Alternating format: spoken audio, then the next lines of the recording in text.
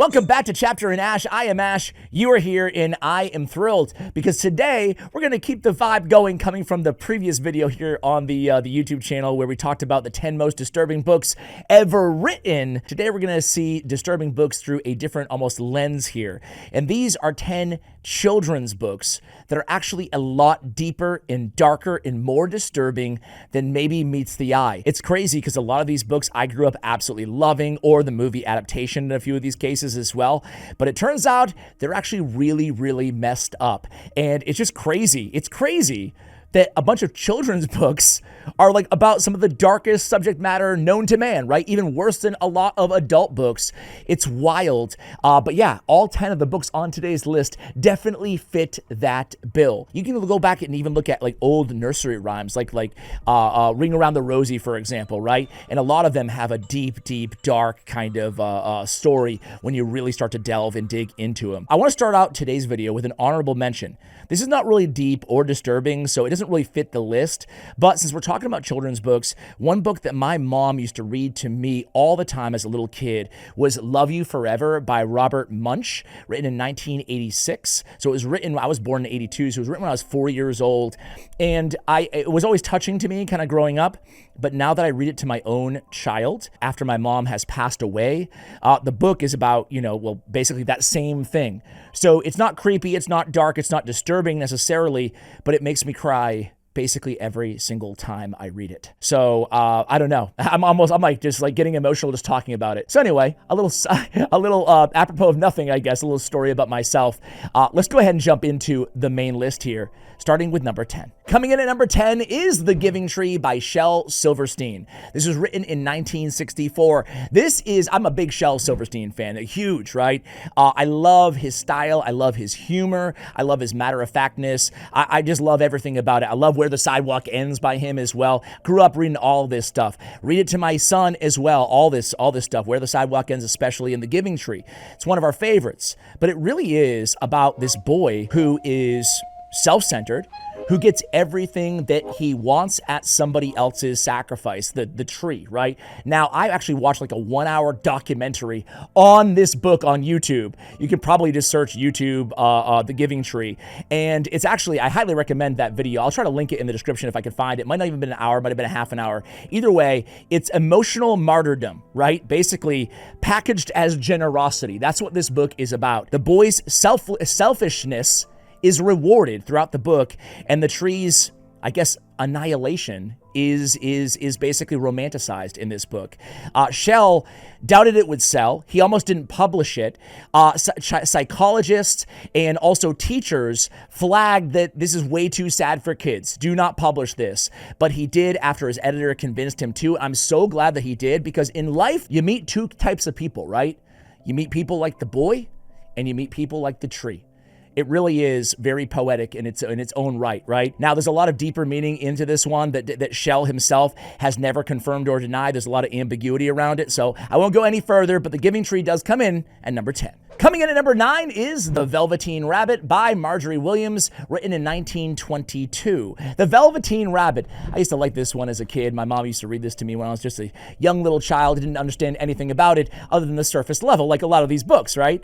This is actually written by, again, Marjorie Williams. She wrote this right after her husband died in World War I, right? So he died fighting in the war, and it was her way of asking, can love survive loss? Can love survive loss? And it fits the story beautifully, although harrowing in terms of the backstory, right? It's about a stuffed rabbit, right, who basically becomes real through this profound love of a young boy. The young boy, though, gets really sick in the book, and the rabbit gets discarded, right? And basically, because they thought he was going to carry germs and whatnot, right? So he's left alone to be burned. He's crying. Then a fairy finally grants him a wish, and he becomes a real bunny, and he goes, he goes into the wilderness, right? So the price of being reality, right, is heartbreak in this book, right? It's all about, and it ties into what Williams was going through when she was writing it as well, right? Sure, he gets his dream, he becomes a real rabbit at the end, but only through loving and then losing everything, right? So the Velveteen Rabbit comes in at number 9. Coming in at number 8 is Little Red Riding Hood, written by Charles Perrault in 1697 for the French court, warning them about sexual predators, basically, right? This is the original version of this story. You're familiar with it, of course, but the original is way darker even than the already dark modern version that we know today, okay? This was about a young little girl who's walking through the woods and she sees a wolf, right? The wolf basically is super charming. He ends up asking her where she's going. She says to grandmother's house. He goes to grandmother's house. He kills the grandmother, then he dresses up like the grandmother, okay? So this is the story we're all familiar with. But that's not the dark part. In the original version of this book, there is no rescue. Red is also murdered. The girl is also murdered here, right? Why? Why? It's not about a bravery. It's not a story about warning children. It's a story about obedience. Girls who listen to wolves deserve what's coming to them. That was the main 1697 rationale behind this little book, this little story, I should say. Little Red Riding Hood comes in at number 8. Coming in at number 7 is Bambi, A Life in the Woods by Felix Salten, written in 1923. So, Felix Salten, to know Bambi, not the Disney Bambi. Like, I grew up loving the Disney Bambi. It was comforting, the circle of life, yada, yada, yada. Yeah, sure, it was sad when Bambi's mom dies. I get all that. We all cry or whatever. But the real story is much, much, much deeper. The forest is a main character in the actual book itself, right? And it's all about indifference and the cruelty of the world that we live in, right? Obviously, the fawn Bambi learns the rhythms of the forest life, right? Beauty, hunger, and constant peril as well, right? He watches his mother die. He witnesses friends vanish to the hunter's guns.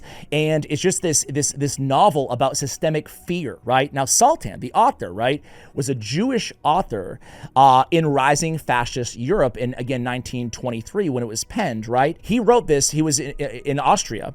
He wrote this and it ended up getting banned by Nazi Germany, right? It was banned as anti-German propaganda. Isn't that crazy? Talk about a deep, dark kind of foreshadowing of what we know. Obviously, the Holocaust, years before by Felix Salten, all in the Bambi, A Life in the Woods, coming in at number 7. Coming in at number 6 is Hansel and Gretel by the Brothers Grimm, written in 1812. This one is super disturbing. A lot of you probably are not shocked by this one being on the list, right? Growing up, An Edible House of Candy. Wow, this is a great book, right? Sugar and safety, No. As a matter of fact, on this one, let me actually quote you the description of this book. Famine drives a desperate family to abandon their children in the forest. Hansel and Gretel, the children, stumble upon a house made of sweets, only to be trapped by a witch who fattens them up to eat them. Instead, they kill her, they steal her gold, and they return home, finding their stepmother dead. That's the story. Ladies and gentlemen, Hansel and Gretel. Honestly, it's a portrayal of neglect and poverty, right? Parents' betrayal, children murder, right? The loss of innocence, and the happy ending is an escape from starvation and their mother dead. That's it. That's the story. We know the breadcrumbs, but we don't think about all the darkness around them. That's Hansel and Gretel, coming in at number 6 by the Brothers Grimm. Coming in at number 5 is Caroline by Neil Gaiman, the most recent offering on this list, published in 2002. This is about Caroline Jones. She moves into a new apartment, and basically she discovers this hidden door leading into this mirror, this secret mirror, where she sees her other mother, right? Her current mother, too strict, maybe a little bit mean, not very affectionate, and then she finds this alternate kind of reality, this alternate world, where she meets a new mom who is super affectionate, incredibly loving, just adores her, right? Constant attention. But she demands that she sews buttons onto her eyes, right? Like, you might be familiar with the movie Caroline as well. But as she starts to explore deeper, as the book goes on, she finds the ghosts of these other children and creatures that were already consumed, and she must basically, at that point, it becomes a game of outwitting the entity. And the win here is choosing loneliness over this basically what comes to be false love, right? That's the story of Caroline. Now, Gaiman's editor said, do not publish it. We can't publish this, right? It's way too terrifying for children here. But his 8-year-old daughter disagreed and told him to publish it exactly how it is. And that's how this book came to be what it is today. This is the perfect kind of scary for me. It's dark. It's kind of fantasy laden. It's imaginative as well. Caroline feels like one of the strongest protagonists that I'm going to outline here in this entire video, right? Her courage feels real, right? I loved it. But it's so disturbing when you really think about it, like a lot of these books, right? It's emotional grooming repackaged as fantasy.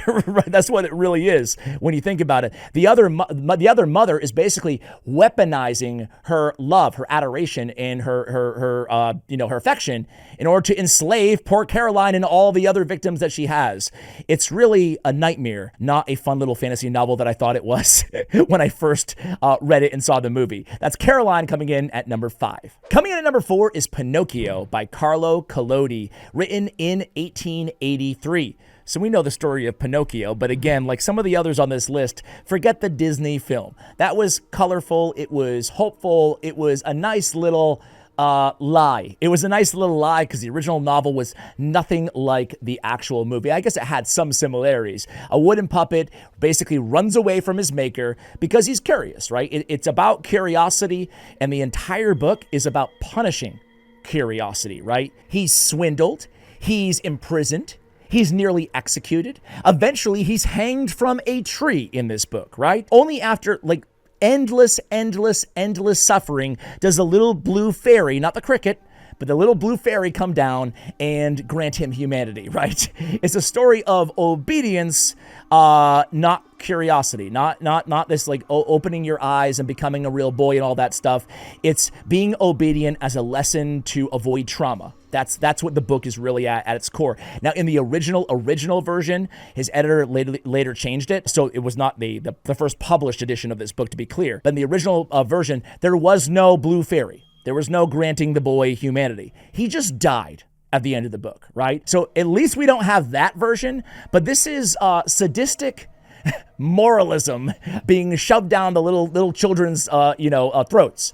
Don't be so curious about the world, or you're going to have to incur a lot of harm and trauma. That is the lesson of Pinocchio, not the Disney movie, coming in at number 4. Coming in at number 3 is The Witches by Roald Dahl, written in 1983. The Witches, the older, I think there's 2 movies. The older of the movies is one of my faves. I really found that disturbing, but also liked it a lot growing up. The new one I haven't watched, but either way, I recently read the book in preparation actually for this video, and the book is, like so many on this list, actually quite a bit worse than the movie. A lot worse, right? Now, Dahl is known for his bleak. I probably could have had 4 or 5 of his books as entries into this video. I chose The Witches because I like it. It's grotesque, but it's funny too. And I don't know, it has like really memorable monsters and moments throughout it. So I actually really enjoyed this one. But it really comes down to, again, a boy discovers that witches exist, and they basically want to wipe out all the children in the world because they absolutely hate children, okay? But he and his grandmother try to stop them, but he's transformed into a mouse, okay? The problem here is that they want to wipe out the witches before he dies because they know that mice have very short lifespans, right? And the book itself, Dahl refused to not, forget the double negative, to not let the mouse die. So basically, the ending refuses any comfort for the readers. Like, yeah, sure, they get rid of witches and yay, but then he dies. That's it. So basically, it's about agency in a doomed life. Now, interestingly enough, and I respect this, Dahl said when asked about this book, he said, listen, I refuse to change the ending because children know death is real. Let's stop lying to children about death. And I actually really respect that. That's number 3, The Witches. This could have been number 1. I really struggled with this one. We all know Charlotte's Web, right? I love that movie, man. It was a tearjerker, but such a good movie. Can we all agree on that? Like, it really is. It's really one of the best, I guess, novels, in my opinion. Forget just for kids, just for anybody written in America, really, in my opinion.